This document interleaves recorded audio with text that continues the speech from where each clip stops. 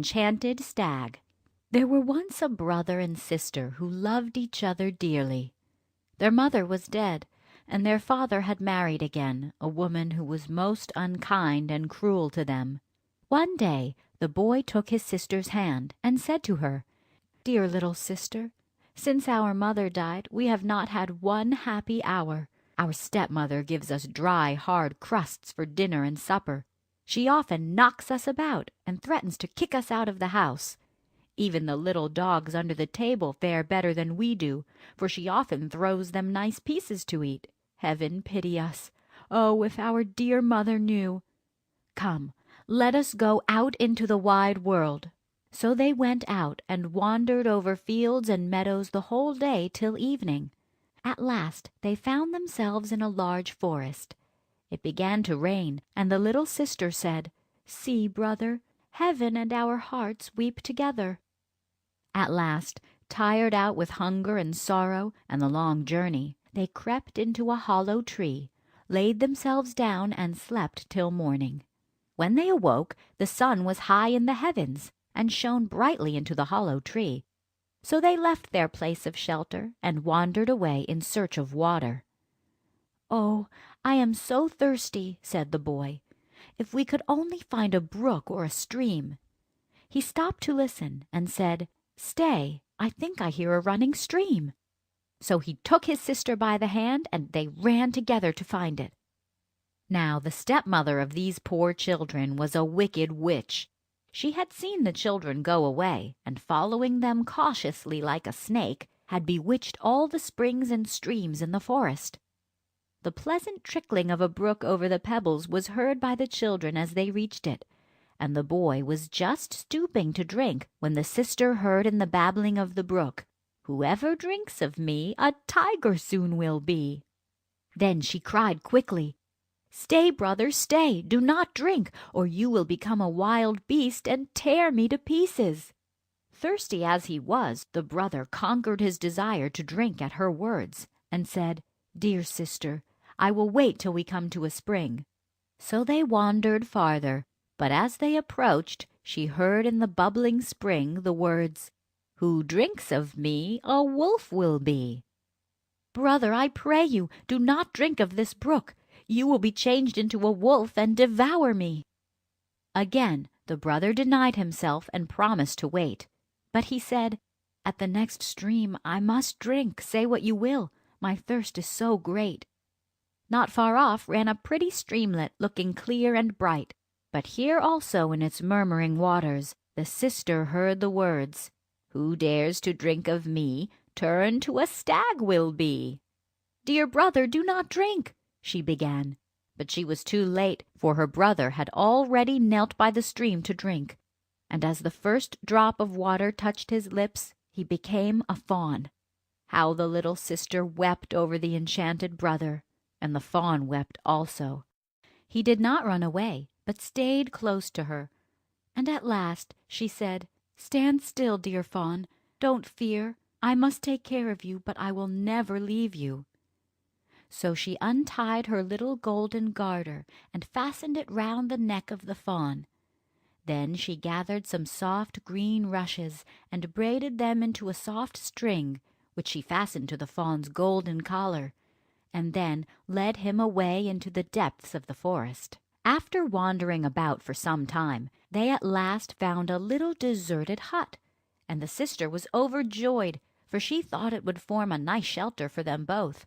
So she led the fawn in, and then went out alone to gather moss and dried leaves to make him a soft bed. Every morning she went out to gather dried roots, nuts, and berries for her own food, and sweet fresh grass for the fawn, which he ate out of her hand, and the poor little animal went out with her and played about as happy as the day was long. When evening came, and the poor sister felt tired, she would kneel down and say her prayers, and then lay her delicate head on the fawn's back, which was a soft warm pillow on which she could sleep peacefully. Had this dear brother only kept his proper form, how happy they would have been together! After they had been alone in the forest for some time, and the little sister had grown a lovely maiden, and the fawn a large stag, a numerous hunting party came to the forest. and among them the king of the country. The sounding horn, the barking of the dogs, the holloa of the huntsmen resounded through the forest and were heard by the stag, who became eager to join his companions.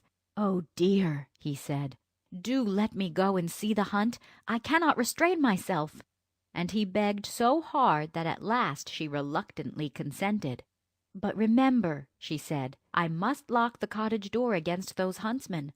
So when you come back in the evening and knock, I shall not admit you unless you say, 'Dear little sister, let me in.'"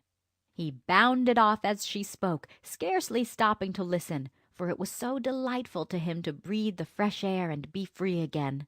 He had not run far when the king's chief hunter caught sight of the beautiful animal and started off in chase of him, but it was no easy matter to overtake such rapid footsteps. Once, when he thought he had him safe, the fawn sprang over the bushes and disappeared. As it was now nearly dark, he ran up to the little cottage, knocked at the door, and cried, "Dear little sister, let me in." The door was instantly opened, and oh, how glad his sister was to see him safely resting on his soft, pleasant bed. A few days after this, the huntsmen were again in the forest, and when the fawn heard the holloa, he could not rest in peace, but begged his sister again to let him go. She opened the door and said, "I will let you go this time, but pray do not forget to say what I told you when you return this evening." The chief hunter very soon espied the beautiful fawn with the golden collar, pointed it out to the king, and they determined to hunt it. They chased him with all their skill till the evening, but he was too light and nimble for them to catch, till a shot wounded him slightly in the foot, so that he was obliged to hide himself in the bushes, and after the huntsmen were gone, limp slowly home. One of them, however, determined to follow him at a distance and discover where he went. What was his surprise at seeing him go up to a door and knock, and to hear him say, "Dear little sister, let me in." The door was only opened a little way and quickly shut, but the huntsman had seen enough to make him full of wonder when he returned and described to the king what he had seen. "We will have one more chase tomorrow," said the king, "and discover this mystery." In the meantime, the loving sister was terribly alarmed at finding the stag's foot wounded and bleeding. She quickly washed off the blood, and after bathing the wound, placed healing herbs on it, and said, "Lie down on your bed, dear fawn, and the wound will soon heal if you rest your foot." In the morning the wound was so much better that the fawn felt the foot almost as strong as ever, and so, when he again heard the holloa of the hunters, he could not rest. "Oh, dear sister, I must go once more. It will be easy for me to avoid the hunters now, and my foot feels quite well. They will not hunt me unless they see me running, and I don't mean to do that." But his sister wept and begged him not to go. "If they kill you, dear fawn, I shall be here alone in the forest, forsaken by the whole world." "And I shall die of grief," he said, "if I remain here listening to the hunter's horn." So at length his sister, with a heavy heart, set him free, and he bounded away joyfully into the forest. As soon as the king caught sight of him, he said to the huntsman, "Follow that stag about, but don't hurt him." So they hunted him all day. But at the approach of sunset the king said to the hunter who had followed the fawn the day before, "Come and show me the little cottage." So they went together, and when the king saw it, he sent his companion home, and went on alone so quickly that he arrived there before the fawn, and going up to the little door, knocked and said softly, "Dear little sister, let me in." As the door opened, the king stepped in, and in great astonishment saw a maiden more beautiful than he had ever seen in his life standing before him. But how frightened she felt to see, instead of her dear little fawn, a noble gentleman walk in, with a gold crown on his head.